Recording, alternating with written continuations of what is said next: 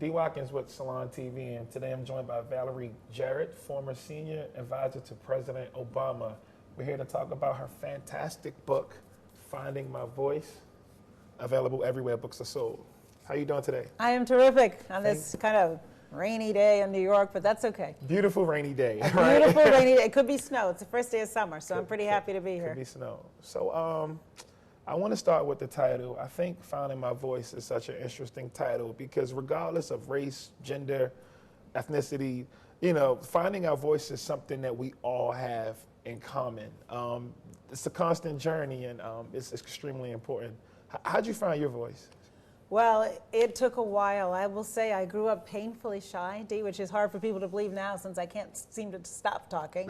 But back in the day, I was, and I didn't really know what I wanted to do, and I was around a lot of people who had clear visions of their life, and I thought, well, let me make one up myself. And so I just made up an idea of what I wanted and a 10-year plan, and I looked up in 10 years, and I was miserable. I thought, well, I'll go right to college, then law school, I'll find my passion in the law, I'll fall in love, get married, have a baby by 30, and then live happily ever after. And I had executed on that plan, and my book begins sitting in my very fancy office in a big corporate law firm in Chicago in a very unhappy marriage with a new baby, and I would just sit there and cry.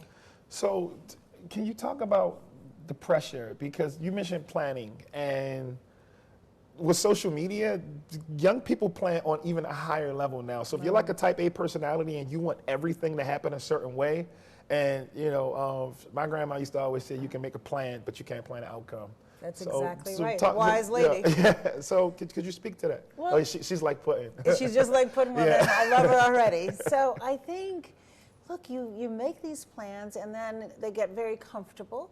And in my case, I was the first lawyer in my family, so my parents and everybody was very proud. And so you start to think, well, okay, everybody thinks this must be great. I guess it's great, but the key is, and the key to beginning to find your voice is to listen to the most important voice, and that's the voice inside of you.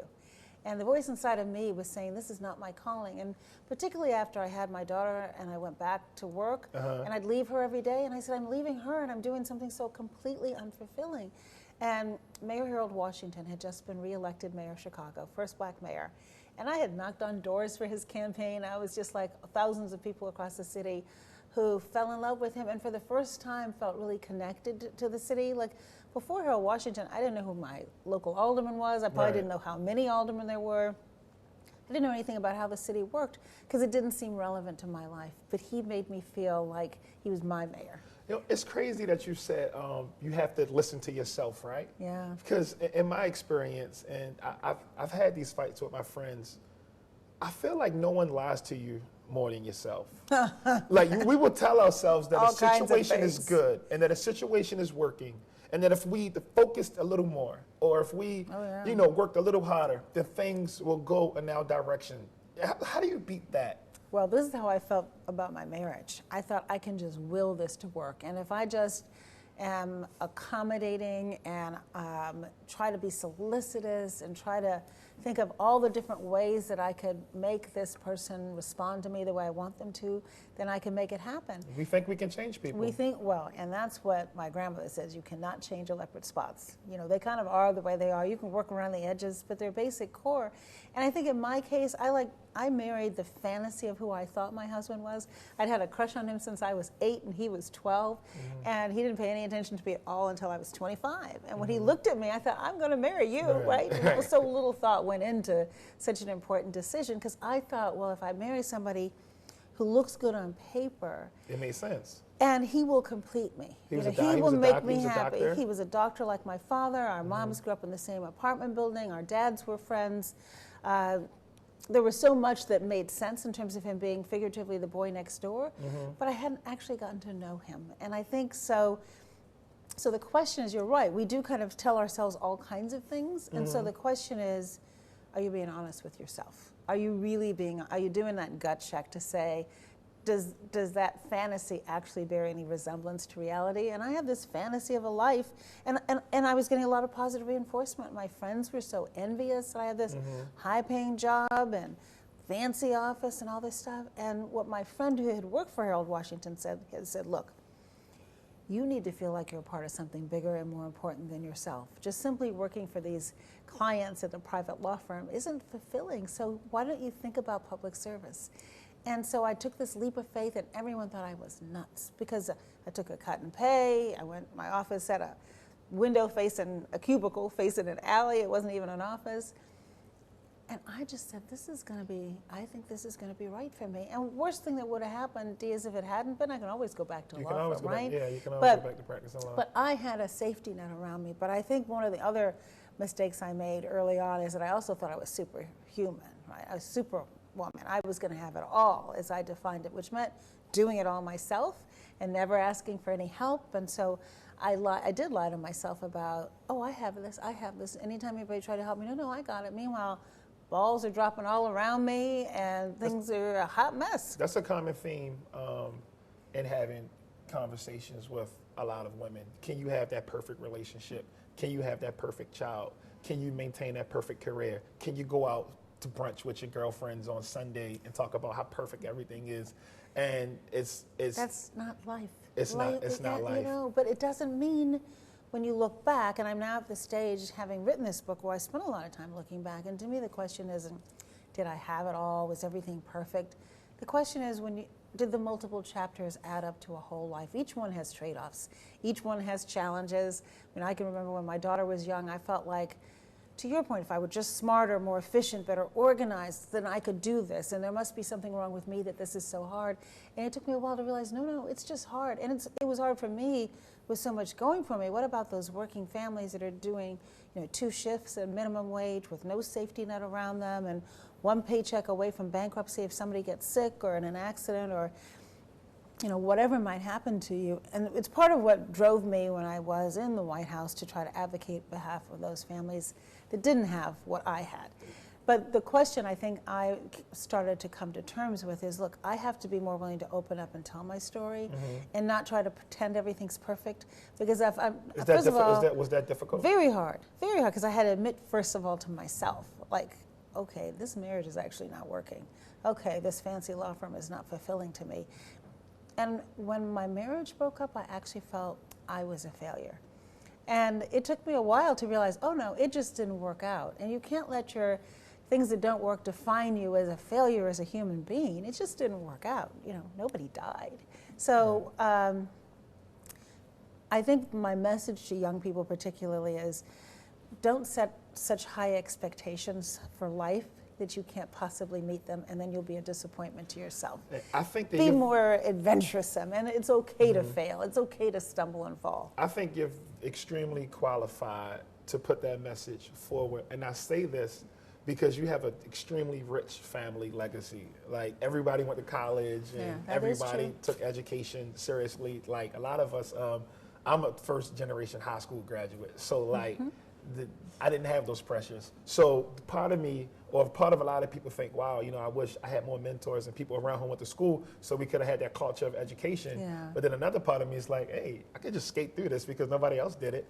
So when you had a chance, you saw what perfection looked like. You write about your parents' marriage, and it was a good marriage. I'm not going to say chasing it, but I'm going to say, like, that's your example. Yes. So you're not going to settle for anything less, or you didn't want to be in a position where you felt like you were a part of something that wasn't as beautiful and as special. Yes, but what my parents also said to me is, like, I was seeing their marriage through the vantage point where I was probably paying attention by, let's say, age 10. They'd already been through 16 years of marriage before I actually was aware of what was going on. And they said, what it was by the time I was cognizant of the marriage was very different than how it started out, and that all marriages, you struggle, you get to know each other, it's a work in progress. And so I think I fantasized about it in a way, but they did have a good and strong marriage based in respect and love. And so that was my role model, you're right. And I did come from this family of high achievers, beginning with my great-grandfather, who was the first African-American to go to MIT, but his father was born a slave. And so I always would think about, like, how did his father, once he was freed, figure out, okay, I should save money and value education and even think to send his son to MIT? Where did that even come from? And so it gave me confidence that trailblazing can work and that I became comfortable being the first person to walk in a door, whether I was a woman or a person of color.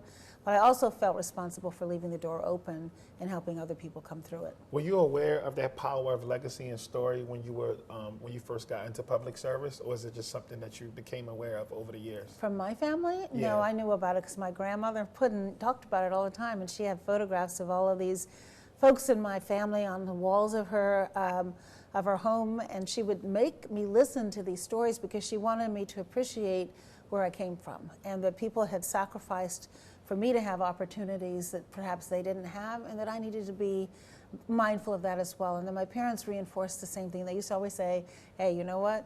You're black, you're a woman, you better work twice as hard, but even if you do, you have to be lucky. Just don't think because you're successful that there is something all that extraordinary about you, because a lot of people are just as hardworking, but breaks don't fall their way.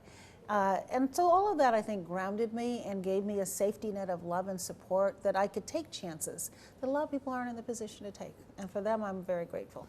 So you held a number of positions in Chicago. What are you most proud of about the public service that you've done in Chicago? What's your biggest accomplishment? I think, and this one's very personal, because the Robert Taylor Homes, which at one point was the largest public housing development in the world, was named after my grandfather, who had been chairman of the Chicago Housing Authority. And it was named after him about 5 years after his death. And I remember going to the opening, and I was about 6 at the time, and feeling this tension from my mother and her sister and my grandmother, because my grandfather believed that public housing should be a part of the urban fabric, that it should be architecturally the same, and that families should be given the resources that they need to get back up on their feet, that it should be temporary, a temporary way station, and that it should not be these high rises that isolate families without jobs, without good schools, without parks that are safe, without places to shop where they're not food deserts where you can't get affordable food, but rather a part of the community. And he resigned from the Housing Authority because he couldn't get the city council to allow him to build public housing throughout the city of Chicago. And so when I was Commissioner of Planning and Development, I was responsible for overseeing the transformation plan, which was to tear down these large, dilapidated public housing developments and build back in mixed income housing. And I'm very proud of the work that we did on that. It wasn't perfect. We had to listen a lot, and there were often conflicting goals from the residents and the residents' lawyers. But in the end, our goal was to give people a better life. And I think that the ones that have come to play so far are successful, and we're building these mixed income communities which give the people in public housing the respect that they need, and that they aren't stigmatized for any reason whatsoever, because they're just trying to get a leg up too. And I tell the story about a very special woman in the book who was not extraordinary, but she was, she lived in public housing. She moved in when Robert Taylor was first built. She raised her children there, sent them all to college, and that's not the story you hear on the nightly news. And so I wanted to be able to give those families the opportunity to live a good and decent life, and hopefully find the skills that they need to be upwardly mobile. So when you turn those homes down, where do those families go? Or how does it work? How does it work? Because the only reason why I'm asking, because I was in Chicago a couple of months ago, and I feel like I had to drive like 20 minutes to see like some black people. Like, I was like, well, that's actually not. Where were you? Because I live about 10 minutes. I was downtown, and I drove to the south side. Yeah, well, you shouldn't have to go very far to see some black people. But what we did, one of the downsides to the Chicago Housing Authority is that because so many of the units were uninhabitable, a lot of them were vacant. Right. And so we were able to relocate people in one building and tear down the second building. Right. We were able to give people vouchers so that they could move out of the public housing into privately subsidized housing if that's what they wanted to do. And those who complied with their rent and were in good standing when the housing was built could move back in. But we made sure that it wasn't these high concentrations horizontally of what we torn down vertically. We wanted to have an economic mix. So another thing I like about the book is how you talk about your relationship with Michelle Obama, who was Michelle Robinson. When I met her, yeah. When you hired her, when you met her. And the funny thing is, how she interviewed you for the she position. She did turn the tables on me. For the position that you were She sure did. That she you were turned interviewing those her tables for. in about 10 minutes flat. Did you see parts of yourself in her? I thought she was much more confident than I was at her age. She was about 27 at the time. I interviewed her. She'd been at a big law firm for a couple of years, so she figured out quicker than I did that it wasn't right for her. Mm-hmm. But she just was so old before her years. She was wise, and what she did that I did not do in the interviewing process is she wanted to make sure at the front end that it was a good fit. So she asked some very hard questions, and then after I gave her a job offer and she talked it over with her fiance, neither of them were satisfied, and so they were like, you need to come have dinner with us, and we had to talk about this a little bit more. And I respected that, and I respected the relationship the partnership that they were forming. And so when people had said to me, well, wasn't it odd that she wanted her fiance there? And I said, well, there wasn't a major decision he made in his career without Michelle Obama right there at the table with him. And that's a beautiful union, and that's something that we should talk about. And emulate. It's partnership. So and you're going to this dinner, and you're prepared to answer questions about the position, and he's like, so you grew up in Iran? Yes, he went right there. And it used to always make me uncomfortable when people would say, because as a young child, I think I was kind of traumatized when we came when we came to the United States. For my parents, they were returning home. My dad had left with my mother because he couldn't get a job when he came out of the Army at a major teaching hospital comparable to his white counterparts. So they'd taken this huge leap of faith, gone all the way to Iran. He headed the Department of Pathology and started a new hospital in Shiraz, Iran, and I was the second baby born in that hospital. And then we went to London because of the research he did in Iran, and then he landed this job at the University of Chicago. And he would say, sometimes the shortest distance to where you want to go means you better be prepared to take the long way around. But I never used to like to talk about being born in Iran, even though at the time the United States had strong diplomatic relations with Iran, but it made me different. When parents plopped me down in my public school, I had a British accent from that 1 year in Great Britain, and they'd say, where are you from, and where is that country? And so I wanted to just be like everyone else. And when I had dinner that first night with Barack Obama, and he said, well, where are you from? I said, Chicago. He said, did you grow up here? I said, yes. He said, were you born here? And I went, no, I was born in Iran. And he said, oh, that's interesting. And then he told me about his life in Indonesia, and we saw that there was really a lot in common in terms of how we were raised outside of the country, the appreciation it gave us for the United States, and how we realized that the United States really is a part of a global world, and we're not the only country on earth. I like how you wrote about the luck piece too. Like, there's a certain amount of luck that comes with making it in all of these different spaces. Yes. The first time I remember ever seeing you was like back in 2008 on MSNBC. Right? On MSNBC. Did I look terrified? No, you didn't look terrified. It was, it was a world that I didn't really understand. This was like Obama was my interest into like politics. Just like Harold Washington for me. 2008, I was selling crack. I got shot. Like, I was in a whole different space. I had just no jacket, no glasses. It was a different situation. And I'm here because of luck. I'm here because I've had an opportunity to be able to understand some things outside of my own social context. Yes. But I'm also here because if I went left, then maybe I would have been in more trouble. But I went right, and I was in less trouble. And I think, it's unfortunate that we have to say that, but it's a hard truth that we have to say. So I really enjoyed that. But something that I would like you to speak to that I also think is important as far as your career path is you elevated the voices of women in the White House. I think that's extremely important and progressive. Could you speak to that, and could you speak to some of the current movements we have going on right now with Me Too, and time is up? Yeah, so I think because when I worked for city government, where I truly found my voice and how to advocate for others was in part because I had an African-American woman who was my mentor. And Lucille pushed me in more ways and supported me in more ways that I could ever possibly thank her for. And so I thought, well, I want to be that person for other people because it made such a big difference in my life. And so in the White House, I did notice that women's voices were shrinking a bit. And when I mentioned it to President Obama, he said, well, that's not the culture I want to have. I handpicked them all. Let's have a dinner and talk about it. Yes, he did. New York. New York. And so at the dinner, everybody kind of said, why they were feeling hesitant and a little intimidated.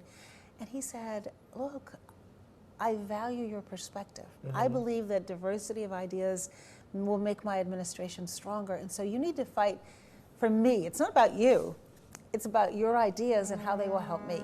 Right. And so I think it was so incredibly liberating and empowering for him to do that. And because I had this pre-existing relationship with him, I knew the kind of culture he wanted to build. And the women who were there were bringing the baggage from where they'd been before, right? And they didn't know him that well. And I think at that dinner, it really began to send the important signal that I value you and I want you to speak up. You guys were so progressive, and now we have the exact opposite. How do you feel about that? What does that make you think about this country? Well, so The Obama couple, brilliant, amazing people. The Trump guy eats McDonald's every day and says racist things on camera and thinks it's cute. It's a big shift. Well, so this is the thing about our democracy is it is always a work in progress. And if we aren't vigilant, we can't just presume we will always take steps forwards. We can take steps back. In fact, he said, I want to make America great again, like go backwards. Well, you know what? But go backwards for black people, I don't think that's so good. Right. Go backwards for women, I don't think that's so good. Go backwards for those people on the border, I don't think that that's so good. So what gives me optimism and hope is as I have traveled around the country, and you mentioned, for example, the Me Too movement. Well, the day after the inauguration, we saw the Women's March, and millions of women who came out and were actively engaged in trying to send a strong message about how they felt about the new president. The young folks from Parkland who excited the country with a March for Our Lives, where, again, millions of people all over the country protested this epidemic that we have, and not just in cities like yours and mine, but all over the country of gun violence. The Me Too movement, Time's Up, the number of people who ran for office in the midterm elections, people of color, women, more women elected in Congress in history, 6 women running for president, 2 people of color running for president, 2 black people running for president, and a Latina, so 3 people of color running for president, right? And so it says a lot about how our country is responding. It's our country's response, and I think the election was a wake-up call. And I think people realize, oh, I can't just presume. Look, 43% of eligible voters didn't vote. That's a travesty. But I don't read too much into it because, well, Hillary Clinton did get the majority of the votes. She lost in 3 states by less than 100,000 votes. But what can we do to wake up that 43%? So Michelle Obama and I started a new organization called When We All Vote. And it's nonpartisan, and we want to change the culture, particularly with young people who have the most to lose. And that's the beauty about what you guys do. Tell everyone where they can get the book. I can you can get it. You can get it anywhere you want. It's available everywhere. Go to your local bookstore. Go and you can get it online. You can get the audio version if you want it. It comes in big print if you want it. Whatever you like, it's available for you. Thank you so much for coming in. Thank you, Dee. I really enjoyed our chat.